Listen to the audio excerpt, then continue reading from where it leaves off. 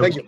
Okay, so what Albert Einstein said, that it's not that I'm so smart, it's just that I stay with problems longer. What does that mean is, please, when you start solving the problem, please do not be discouraged right away.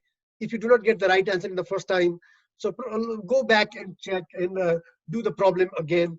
And I'm not asking you, please spend infinite amount of time for one problem, not 5 hours, but if a couple of trials do not work, please contact us, contact me, or contact the PLAs.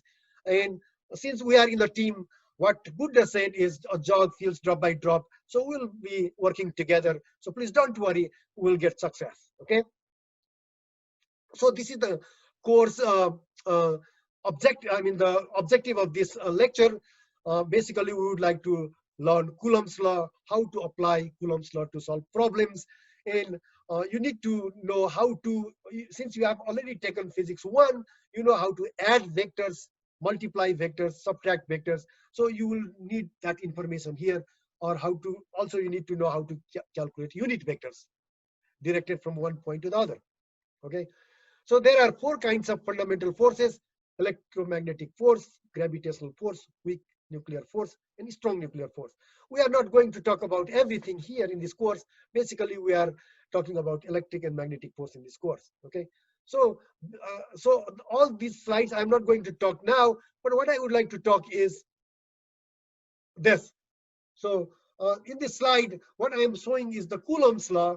The force between 2 charges depends upon charges in the square of the distance between them.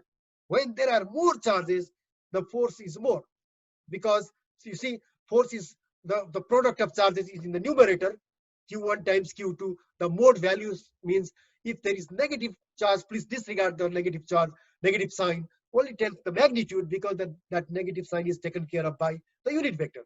And if the distance is larger, the force is less. If the distance is less, force is larger, because you see, force is inversely proportional to the square of the distance between them. The R12 is the distance between the 2 charges, right, as you see in the picture at the bottom right hand side. Okay.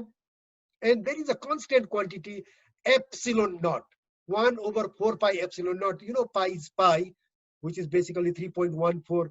It has many digits after that, but we can take that. And epsilon naught is a constant called permeability of free space. Permittivity of free space, or in the textbook it is called electric constant. So epsilon naught has value of 8.854 times 10 to the power minus 12 Coulomb square Newton meter square.